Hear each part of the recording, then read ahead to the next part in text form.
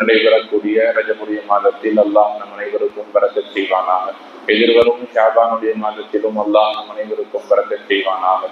புனிதமான ரமலானுடைய மாதத்தை அடைந்து நல்லமல்கள் செய்யக்கூடிய நல்லதொரு பாக்கியத்தை அல்லாஹ் நம் அனைவருக்கும் தந்து நல்லவர்கள் புரிவானாக. ஆமீன் ஆமீன் யா ரப்பல் ஆலமீன். கணிமிக்க அல்லாஹ்வின் நல்லடியார்களும் கண்மணி நாயகம் ஸல்லல்லாஹு அலைஹி வஸல்லம் அவர்களிடத்தில் பணியாளராக சிறுவயது முதற்கொண்டு நீண்ட காலம் பணி செய்தவர்கள் ஹஜ்ரத் அனஸ் ரலியல்லாஹு தஆலா அன்ஹு அவர்கள். அவர்களை ஹாதிமுர் ரசூல், ரசூலுல்லாஹ்வுடைய பணியாளர் என்று சஹாபாக்கள் அழைப்பது உண்டு. சிறுவயது முதற்கொண்டே ஹஜ்ரத் அனஸ் ரலியல்லாஹு தஆலா அன்ஹு அவர்கள் பல்வேறு சந்தர்ப்பங்களில் நபி ஸல்லல்லாஹு அலைஹி வஸல்லம் அவர்களோடு தனிமையிலும் பொது இடங்களிலும் நிறைய இடங்களில் நிறைய சந்தர்ப்பங்களில் அவர்களோடு சேர்ந்து பயணித்திருக்கிறார்கள். அவர்கள் சொல்லக்கூடிய ஹதீஸை பொறுத்தவரை மற்ற ஏனைய சஹாபாக்கள் சொல்லுவதை காட்டிலும் நுட்பமான விஷயங்களை, மற்றவர்கள் தெரியாத விஷயங்களை ஹதீஸாக அறிவிக்கக்கூடிய ஒரு நபராக அனஸ் ரலியல்லாஹு தஆலா அன்ஹு அவர்கள் இருக்கிறார்கள். அந்த அனஸ் ரலியல்லாஹு சொல்லக்கூடிய ஒரு ஹதீஸில் என்னன்னா, ஹஜ்ரத் அனஸ் ரலியல்லாஹு சொல்றாங்க, நபி ஸல்லல்லாஹு அலைஹி வஸல்லம் அவர்கள் ஒரு துஆவை தொடர்ந்து ஓதி வந்தார்கள் என்று ஒரு ஹதீஸ் அறிவிக்கிறார்கள். அந்த துஆ என்ன? அல்லாஹும்ம இன்னி அஊது பிக மினல் ஹம்மி வல் ஹுஸன் வ நஊது பிக வ அஊது பிக மினல் அஜ்ஸி வல் கஸல் வ அஊது பிக மினல் ஜுப்னி வல் புக்ல் வ அஊது பிக மின் கலபத்தி தைனி வ கஹ்லிர் ரிஜால்.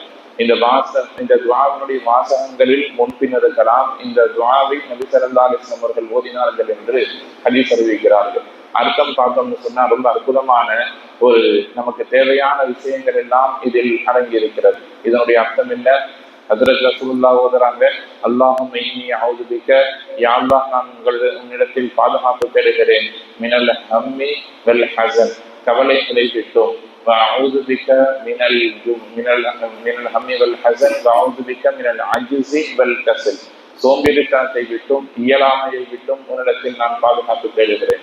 وأعوذ بك من الجبن والبخل கோழைத்தனத்தை விட்டும் இன்னும் மினல் ஜுபனி கோழைத்தனத்தை விட்டும் இன்னும் எல்லா விஷயங்களிலும் பின்னடைவதை விட்டும் நான் உன்னிடத்தில் பாதுகாப்பு தேடுகிறேன். وأعوذ بك من غلبة الدين கடன் அதிகமாகுவதை விட்டும் இன்னும் மக்கள் என்னை நினைப்பதை விட்டும் நான் உன்னிடத்தில் பாதுகாப்பு தருகிறேன். இந்த துஆவை நபி ஸல்லல்லாஹு அலைஹி வஸல்லம் அவர்கள் நீண்ட காலம் தொடர்ந்து ஓதிக்கொண்டிருந்தார்கள் என்று ஹதீஸ் அறிவிக்கிறார்கள். நாம் பார்க்க வேண்டிய செய்தி என்பது, ரசூலுல்லாஹ்வுக்கு மேல் சொன்ன எந்த ஒரு விஷயமும் நிரந்தரமாக இருந்ததில்லை. ரசூலுல்லாஹ்வுக்கு கவலை இல்லை, ரசூலுல்லாஹ்வுக்கு கோழைத்தனம் இல்லை, ரசூலுல்லாஹ்வுக்கு கடன் இல்லை.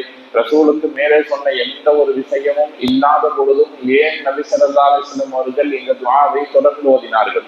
முதல்ல நாம் அதை சரியாக விளங்கிக் கொண்டு அடுத்து இந்த அமலை நாம் கொண்டு வருவதற்கு முயற்சி செய்ய வேண்டும். ரசூலுல்லாஹ்வுக்கு கடன் இல்லை, கஷ்டம் இல்லை, கவலை இல்லை, ரசூலுல்லாஹை யாரும் வென்று விடப் போவதில்லை. ஏன் ஓதினார்கள்னா, இந்த சமூகம் இதை முக்கியமானதாக கருத வேண்டும் என்பதற்காக தொடர்ந்து ஓதினார்கள். ரசூலுல்லாஹ் பாவ மன்னிப்பு தேடுறாங்கன்னா பாவம் செய்துவிட்டு பாவ மன்னிப்பு தேடவில்லை.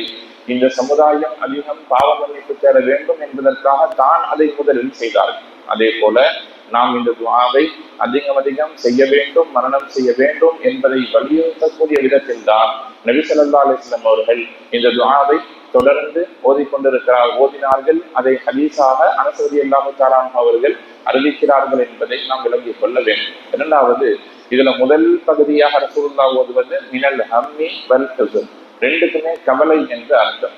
இமாம்கள் சொல்லுகிறார்கள், ஹம் என்று சொன்னால் கடந்த காலத்தில் ஏற்பட்டுவிட்ட விஷயங்களை மனதில் நினைத்து ஒரு மனிதன் கவலைப்படுவதற்கு ஹம் என்று அரபியில் சொல்லுவான். ஹஸன் ஹுஸன் என்று சொன்னால் எதிர்காலத்தில் அப்படி நடந்து விடுமோ, நாளைக்கு எனக்கு உடல்நிலை சரியில்லாமல் போயிடுமோ, நாளை நஷ்டம் ஏற்பட்டு விடுமோ, நாளை கஷ்டம் வந்துடுமோன்னு பிற்காலத்தில் எதிர்காலத்தில் நடக்கக்கூடிய விஷயத்தை நினைத்து கவலைப்படுவதை ஹுஸன் என்று சொல்லுவார்கள் என்று ரெண்டு விதமான விளக்கத்தை சொல்லுகிறார்கள்.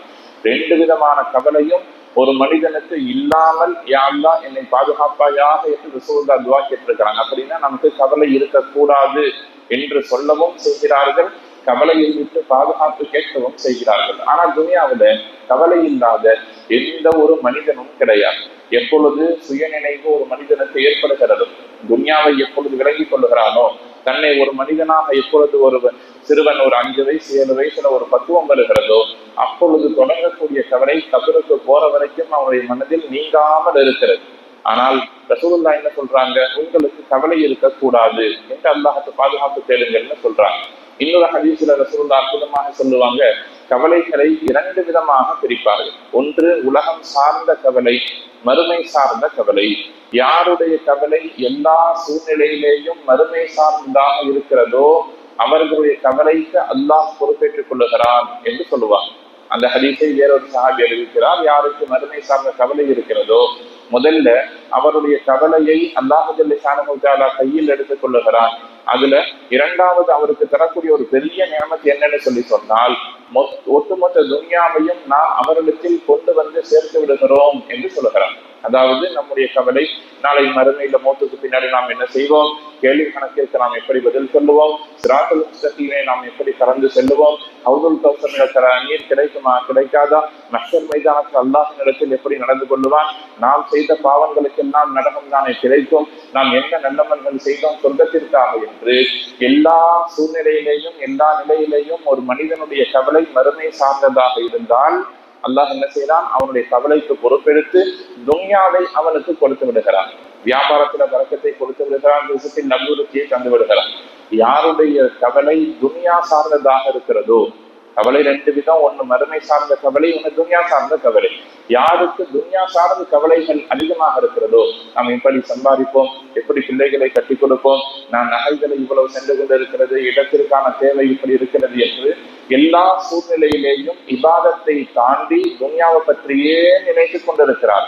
வியாபாரம், விவசாயம், கொடுக்கல் வாங்கல், வீடு வாசல் என்று எல்லா சூழலிலும் துன்யாவை மட்டுமே யார் நினைத்துக் கொண்டிருக்கிறாரோ அவர்களுக்கு அல்லாஹு ஜல்ல ஷானஹு தஆலா என்ன தருவான் என்று சொன்னால், அவர்களுடைய நிரந்தர கவலையாக துன்யாவை மாற்றி விடுவான்.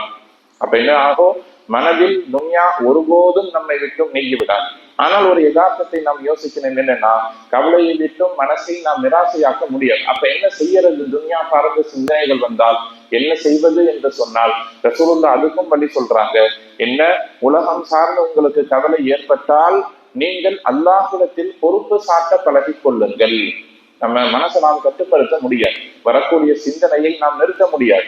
உலகம் சார்ந்த கவலை வந்தால், வியாபாரம் இப்படி ஆயிருக்கு, விவசாயம் இப்படி ஆயிருக்கு, குடும்பம் இப்படி இருக்கிறது என்று கவலை வந்தால் நீங்கள் பொறுப்பை அல்லாஹ்வின் பக்கம் சாட்டுங்கள். எப்படி யாக்கூப் அலைஹிஸ்ஸலாத்து வஸ்ஸலாம் அல்லாஹ்விடத்தில் பொறுப்பு சாட்டியதை போல, தான் மிகவும் நேசித்த தன்னுடைய மகன் காணாமல் போய்விட்டார், அதே நேரத்தில் தன்னுடைய குழந்தைகள் அவரை போல ஏதோ செய்துவிட்டு நம்மிடத்தில் பொய் சொல்லுகிறார்கள் என்பதெல்லாம் தெரிந்ததற்கு பின்னால் கடுமையாய் அழுகக்கூடிய சூழ்நிலையில ஹஜ்ரத் யாக்கூப் அலைஹிஸ்ஸலாம் என்ன சொன்னார்கள், நான் அல்லாஹ்விடத்தில் பொறுப்பு சாட்டுகிறேன், என்னுடைய கவலைக்கு இன்னமா அஷ்கு பஸ்ஸி வ ஹுஸ்னி இலல்லாஹ், என்னுடைய கவலைக்கு நான் அல்லாஹ்விடத்தில் பொறுப்பு சாட்டுகிறேன், நான் நாடுவதெல்லாம் அல்லாஹை மட்டும் தானே தவிர வேறு யாரும் எனக்கு தேவையில்லை என்று பொறுப்பை அல்லாஹ்வின் பால் சாட்டினார்கள். அதே மாதிரி தான் நமக்கு துன்யா சார்ந்த கவலைகள் வந்தால் அல்லாஹ்விடத்தில் பொறுப்பை சாட்டிவிட்டு நாம் இபாதத்தை நோக்கி நகர்ந்துவிட வேண்டுமே தவிர எல்லா நேரத்திலேயும் துன்யாவுடைய கவலைகளை மனதில் சுமந்து கொண்டே இருக்கக்கூடாது என்பதை மேலே சொன்ன ஆயத்தும் ஹதீஸும் நமக்கு பாடமாக சொல்லித் தருகிறது. எல்லாம் ரப்புல் ஆலமீன் அல்லாஹ் ஜல்ல ஷானஹு தஆலா துன்யாவில் வாழுகிற காலகட்டங்களில் துன்யா நம்மை நினைத்து விடாமல், உலகம் சார்ந்த கவலைகளை தேவைகளை எல்லா நேரத்திலேயும் மனதில் கொள்ளாமல் மறுமை சார்ந்த நல்ல சிந்தனையோடு வாழக்கூடிய நல்ல மக்களாக நம் அனைவரையும் ஆக்கி தந்து நல்லருள் புரிவானாக. வாஹிரு தஅவானா அனில் ஹம்துலில்லாஹி ரப்பில் ஆலமீன்.